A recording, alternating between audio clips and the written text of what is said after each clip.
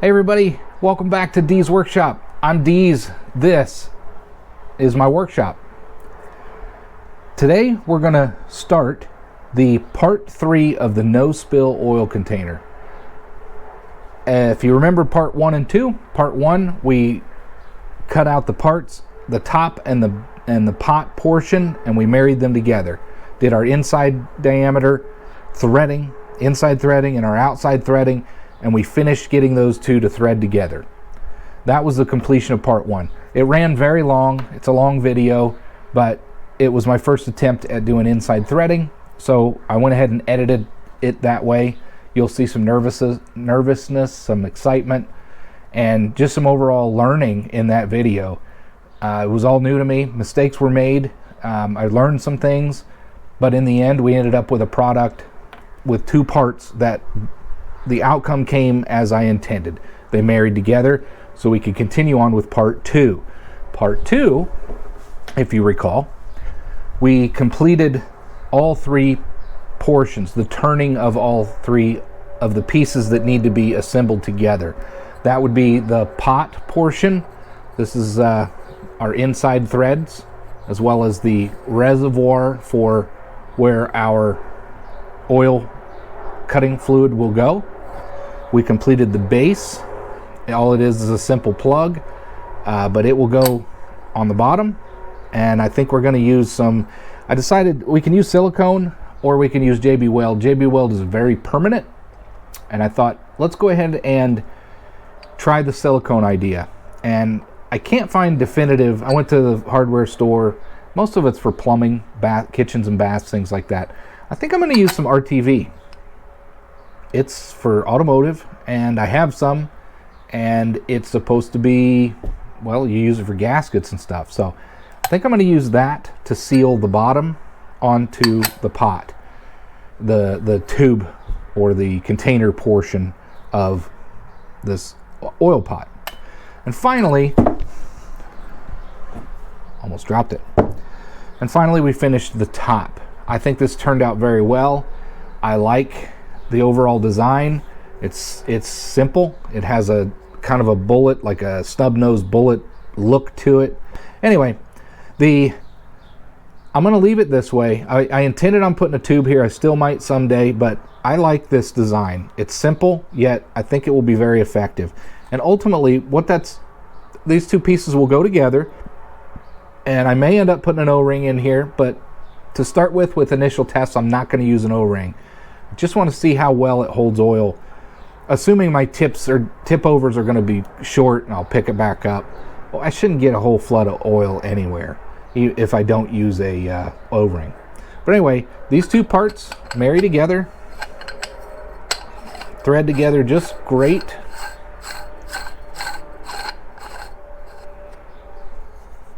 They fit very well.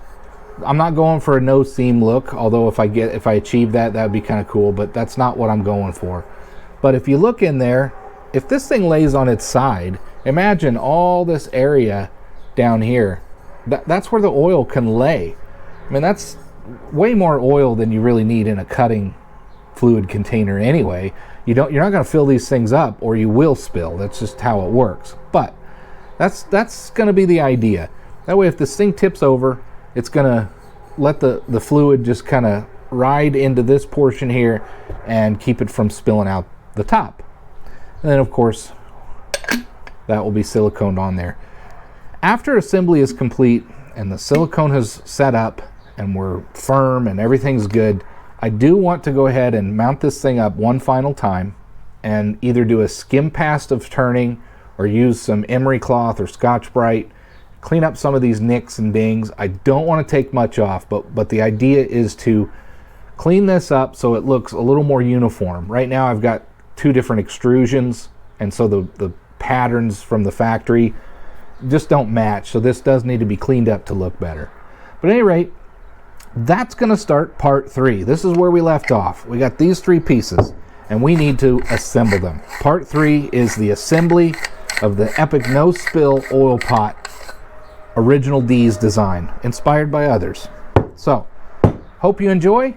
Let's get started. We're getting started here with the assembly of this no spill oil pot.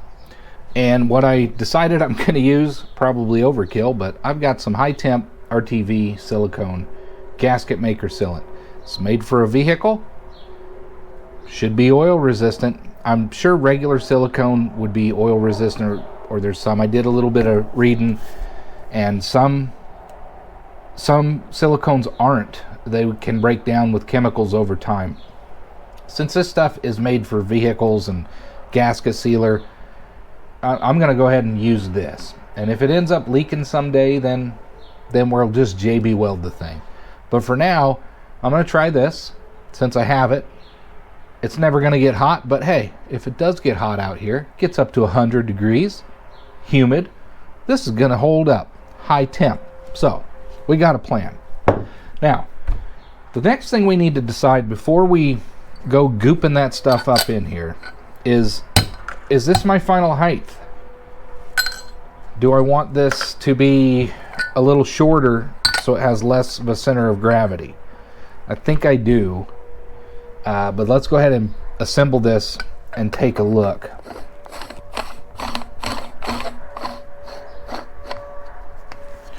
So it seems a little high. It's perfect for grabbing the brush, but I just think that it's got a little bit, the top is very heavy compared to the rest of the components because there's a lot more mass in the top piece. So I'm thinking that I want to reduce the overall height of this. Again, this isn't a long-term high volume storage container. It's for cutting fluid on your lathe, and you're kind of like this thing, and you just don't want things sitting out and potentially spilling and making a huge mess. This is too much oil, but I don't know, I don't have anywhere else to put it, but you know, it would be nice if I could get all that in here. I don't think I will, but regardless, I want to do some tests, but I just don't think this needs to be so tall. But again, once I cut this down, I'm not going to be able to go back, so I need to pay attention to what I'm doing, see what kind of height I have.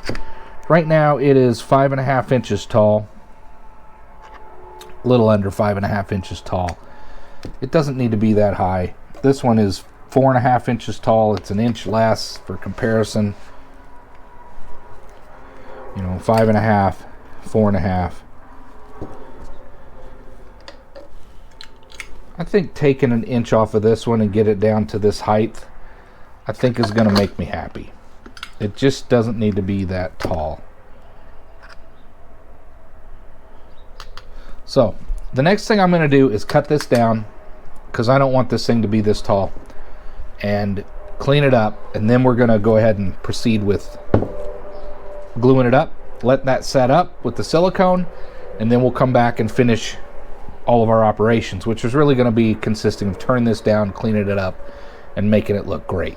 We're really close to having this done. So let's get started. I'm going to take an inch off of this pot. Right now, just the pot itself is 3 3/4 inches. Let's take this top back off.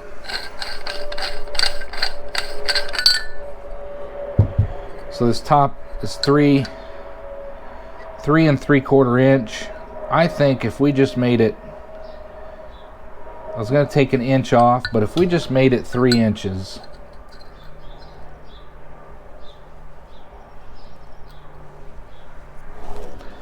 if we made it 2.5, so I could either do, so there's 3 and here's 2.5. So if we were to just mock it up here, there is going to be, that's how stubby it would be with 2.5 inches. There's virtually no volume in there. If I make it, oops, sorry. See if you can, here, let me turn it this way so you can see what I'm doing. Kind of exploding it. We're just doing some testing here. Here's the volume if it was 2.5 inches. Not too bad. It's going to be a nice height, but if I was to go 3 inches, I think that would give me plenty of volume and if it fell over, it just doesn't take a whole lot off of the overall height. 2.5, 3 inches. 2.5.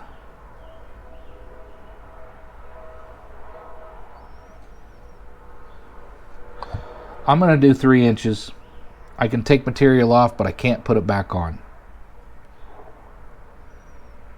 We're going with 3 inches. Then if someday I don't like it, I'll take this out and we'll shorten it up. That's what we're going to do. We got a plan.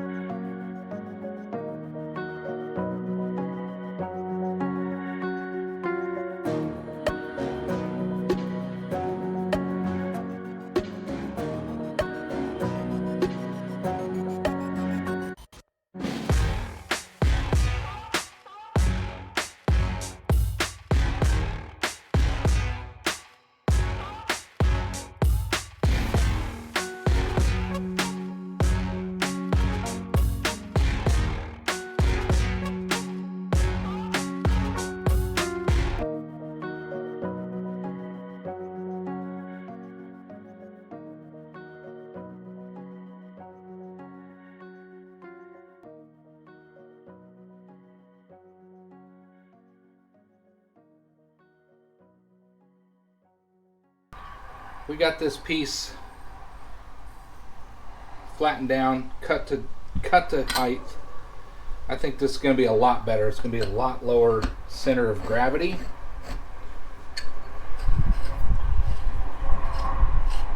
I was trying to be careful not to booger up my threads at all, but I did a little bit. Not too bad. So hopefully that's the last time I got to chuck it up like that. I used a rubber band. I thought maybe that'll help, but I think ultimately I probably should have used like some maybe pieces of aluminum can or something cut like that. But that's what I used, a rubber band. It seemed to work okay.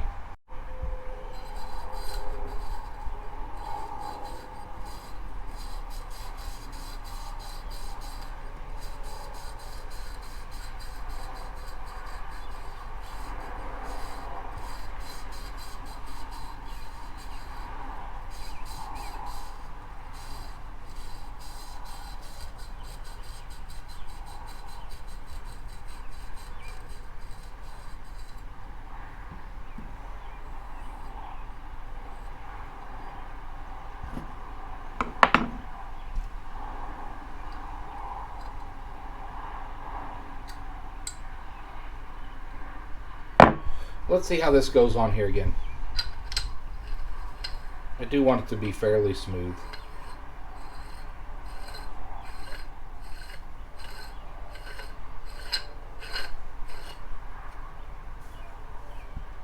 I like it.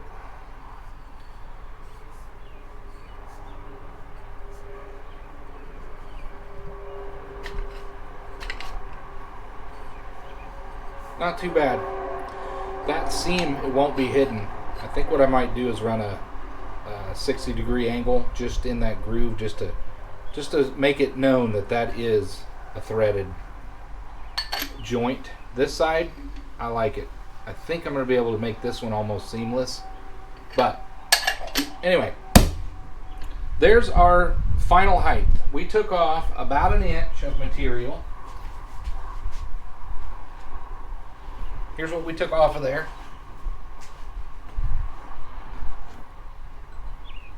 About 3/4 of an inch I cut off, and then we faced it down a little bit. And now I like that height a lot better. This closer resembles the height of this plastic one I made.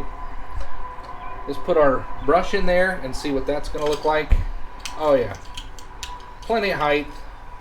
You don't need a whole lot of oil in here. There's not a whole lot of reservoir, but that's, you know, that much. It's plenty for what this is. And that's going to help keep it from having such a higher center of gravity, and hopefully it doesn't fall over.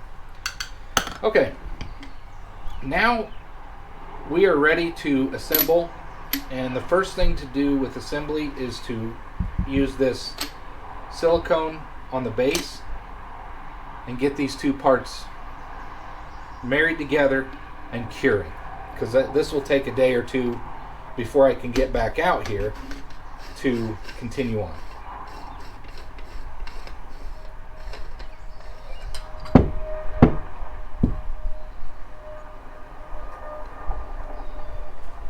We'll set that aside. We do need this piece.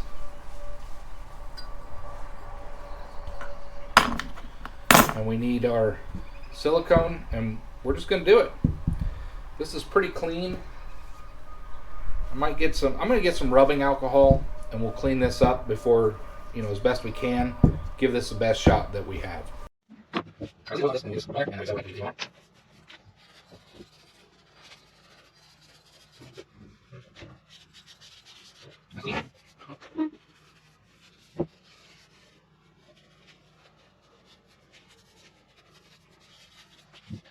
Okay, this is right.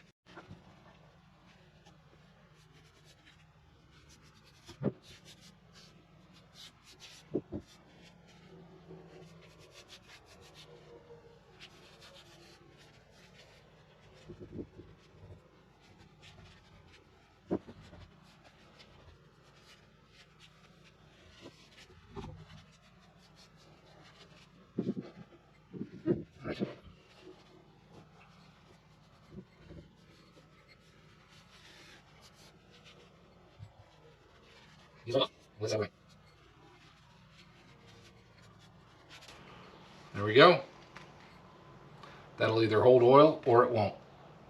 We'll see you in the morning. All right, everybody, it's been overnight. Today is the next day, and looks like we have a pretty good seal all the way around, inside and out.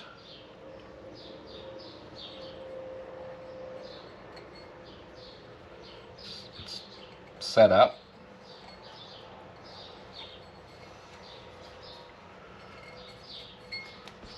You can see I kind of smashed it in around because I had a chamfer on that, and I wanted to make sure I could get some silicone in there to make it sealed. So there we go. So let's put the top on and just check our measurements. Make sure we're still able to get this top and bottom on.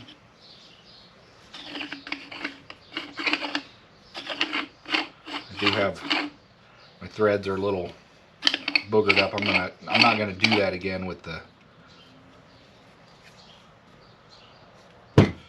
using a rubber band trick. I'll try something different because I do want to change. I want to clean up the outside diameter of this workpiece and just make it look as good as I can. I do want to add a little bit of a chamfer on both sides, top and bottom here. But I'm not going for a seamless look. And I want to clean up all of this edge so everything looks really nice. But all in all, there is the pot prior to cleanup, but this is the pot, and here is my end result. So to the hole, I've got this much depth in there to the top. You know, what would that be? Let's measure it up. 4 inches of depth. That's more than enough for that fluid. Let's take this off.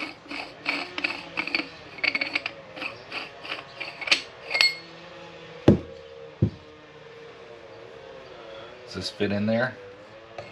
It does. So that's essentially the volume that I will have. Funny how that worked out. Again, I still think this is too much oil to put in here, but we're not ready for that yet. We need to get this thing cleaned up, looking good, and then we can call this project complete. So we're really close.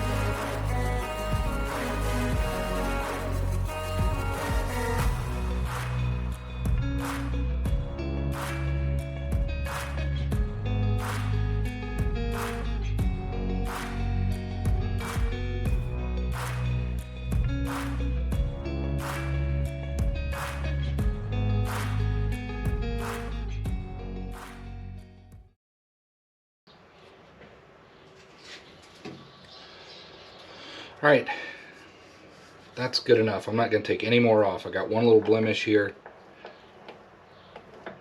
but I'm going to leave it because I don't want to take any more off of that. Well, I just put a chamfer on the base here. That's it. I'm not going to machine any more off of that. I want to get this out of here and make sure that my threads are still okay. Just hate doing that, but I needed to get this cleaned up. So it's time to take that out of there. Not too bad. I think the copper might have worked.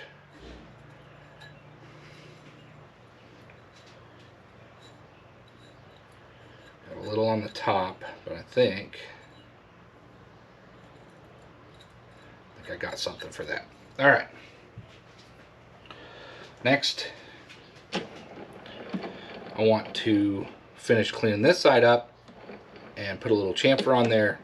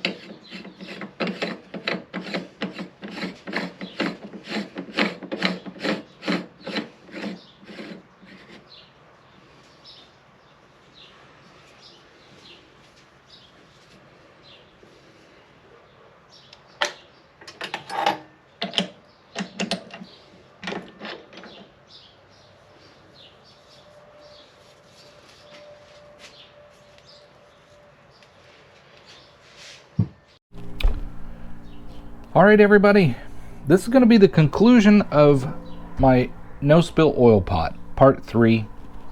This is the final product. I'm pretty happy with how it turned out. I wanted to do kind of a recap of the things that I went through, maybe some of the issues I ran into, and things I might do differently. But overall, I'm pretty happy with the turnout. The final dimensions are, I've got them all written out here if you're interested. They're over here. I'll take a screenshot of this and we'll post it at the end of the video. All of this information will be in a screenshot if you want to pause and grab that if you're interested in building this, or at least taking some of the ideas that I had off of it.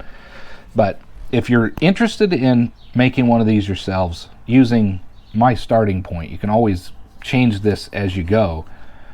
The main thing that you're going to need with what I used was 3-inch outside diameter, 0.125 inside wall thickness, aluminum round tube, 2.75 inches internal diameter.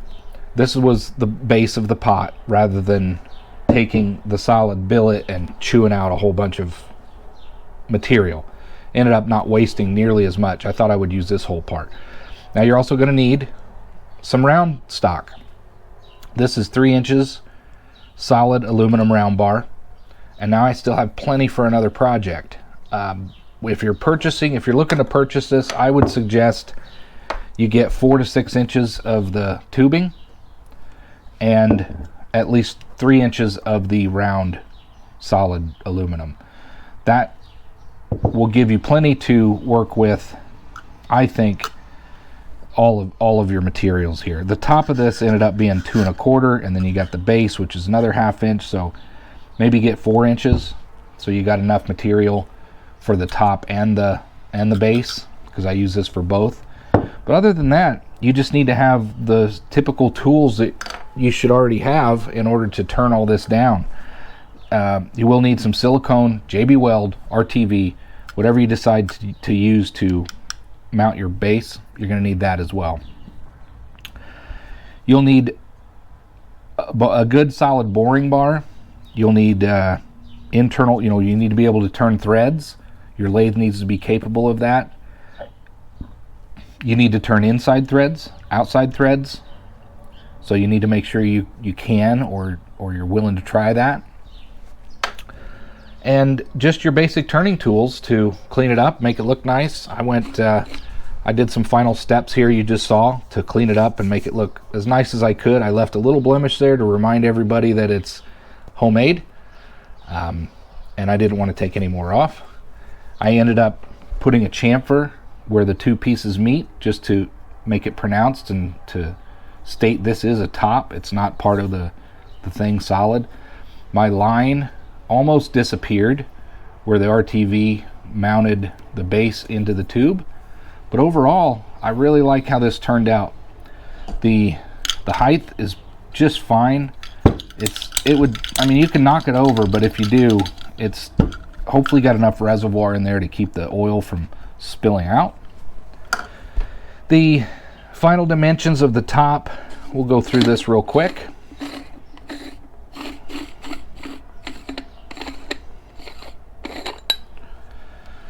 The total dimensions of this are 2.25 inches in height from base to top. This thickness here is 1.225. I have a 1/2 inch of threads, and this is 600 thou for this base. None of these are critical components or critical dimensions.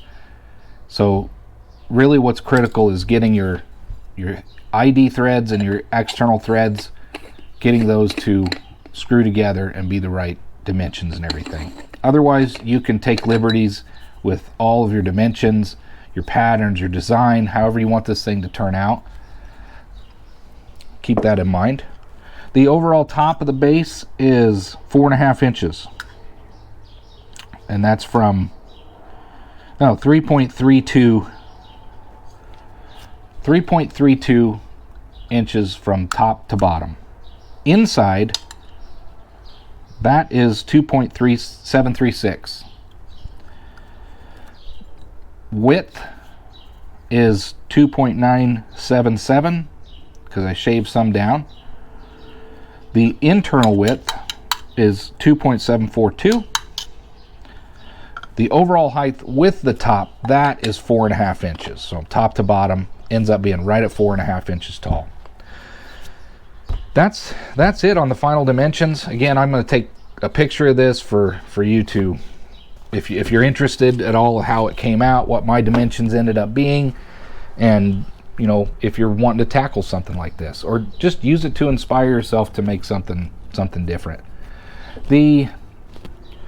In the end, I'm really happy with how this turned out. I can't wait to start using it. I think I want to give it another day or two until I'm ready to my next project. I'm going to wait on putting oil in here because I want to let that RTV set up as long as I can to prevent it. I don't know. I think it's perfectly fine right now. It's not tacky or anything. I just figure if I can, I might as well let that set up a little bit. But there you have it. I'm really happy with how this turned out. It looks fantastic. There is a couple things I wanted to mention. Some of the mistakes I made or challenges I met, I didn't have a proper boring bar. The one I had was gifted to me. It's very thin and it flexed too much when I was boring out this portion here. And this isn't as smooth as I would like it to be. It doesn't matter for functionality, but I would have liked this to turn out better, but I was getting flex, so I had to bore half of it, flip it over, and bore the other half. In the end, I'm just going to go with what it is. I drilled it out to 1/2 inch, and then I bored out the difference. By the way, that dimension, if you're curious, is 820 thou, 825 thou, something like that. But regardless, none of those dimensions matter. It's all about aesthetics and functionality. The inside threading was tricky. I overshot it. Again, you won't see any of that, but you know, when you're using this lathe and you know, you watch A-Bomb do this stuff, he stops dead on every time. I tell you, there's talent in that, and being able to do all that. This was my first attempt at that, and I'm just tickled to death that it just is functionally, it works fine. So I'm really happy with that. Mistakes were made. Some of the mistakes on order of operations. In the end, once this piece was created, I don't have the ability to chuck this up. I can chuck up this piece because it's flat here, but with my chamfer, this should have been probably my last operation. Something to keep in mind, because I had no way to chuck this back up over like this, which would have been super helpful when I was doing turning down here. I would have been able to use this to chuck it up, but I couldn't, and I had to resort to gripping on the threads, which I just didn't like doing. You shouldn't do that. But I needed to do some more turning operations to clean this up. So that's something I learned. This should have been my last order of operation, this chamfer on the top. That's just aesthetics. I just should have waited, but now I'll know for next time. Keep in mind, something else I learned is your plans will change. They'll adapt. You might change it for design element. You might change it for functionality element aspect. You might change it because you just don't have the right tooling or whatever. And that's okay. Make your plans fluid. Let them change. This isn't something you're going to mail off and it has to fit to a T on some other machine somewhere. This is your own oil pot. Make it your own. But this is the final product. The video to conclude that, the assembly and final cleanup of the outside of my epic oil pot. And I'm really happy with how that turned out. Threads on there nice. There it is. All right. Thanks for watching. I hope you enjoyed. Please subscribe if you haven't. If you got any comments, please leave them down there. I try to respond to everybody. And just thanks for being there, and thanks for hanging out with me in the garage. And hope to see you on the next one.